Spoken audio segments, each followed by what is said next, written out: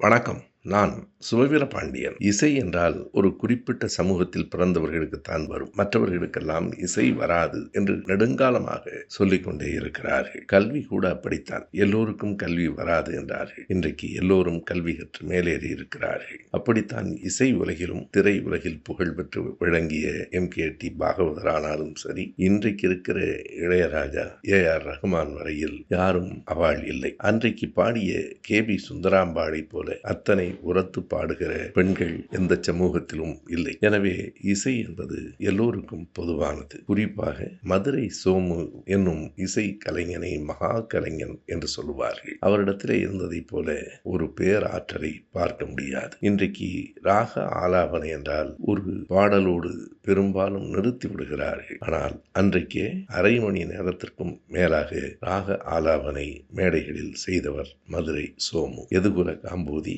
மோகனம் ஆகிய ராகங்களில் அவர் பாடத் தொடங்கினால் அதற்கு இணையாக பாட எவரும் இல்லை என்னும் அளவுக்கு அவர் இசை உலகில் உயர்ந்து நின்றவர். ஆம், மதுரை சோமு மகா கலைஞன் என்பதை யாரும் மறுக்க முடியாது.